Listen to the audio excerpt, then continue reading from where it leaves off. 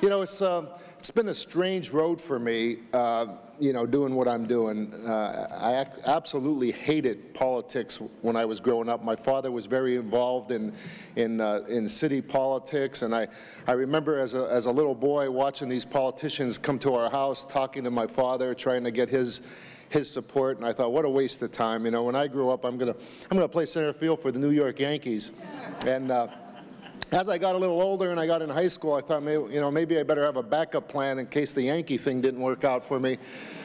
So I went to school to study elementary education, and when I was at Bloomsburg, I married my wife when we were in college at that time, and I had an opportunity. I got a letter. I had an opportunity to try out with the Cincinnati Reds.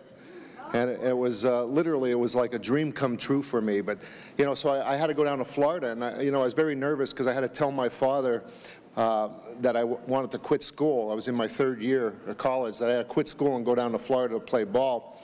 My father was a pretty tough guy, was, you know, Italian guy, and they had a road construction business, and you know, he was just a strong guy. And I remember finally getting the courage to tell him that I was going to quit school, and I was surprised what he told me. You know, he said, you know, go do it. If it's something you want to do, you know, don't be afraid. Go ahead and do it. And I was so relieved, and then I asked him if he would tell that to my mother, who I didn't think would take it the same way as him.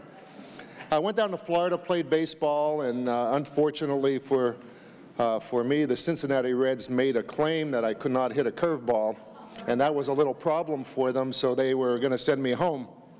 So I came home and went back to work in the family's road construction business, not knowing what to do with my life, and really didn't want to continue doing that. So I had to go in and tell my father that I was quitting the family construction company, and he knew I didn't have any money also, and got the courage and went up and told him what I was going to do, that I was going to quit my job, start a business. And you know, he reminded me that same lesson that he told me years before that. He said, well, don't be afraid. If that's what you want to do, go ahead and do it. Have the courage to do what you think is right.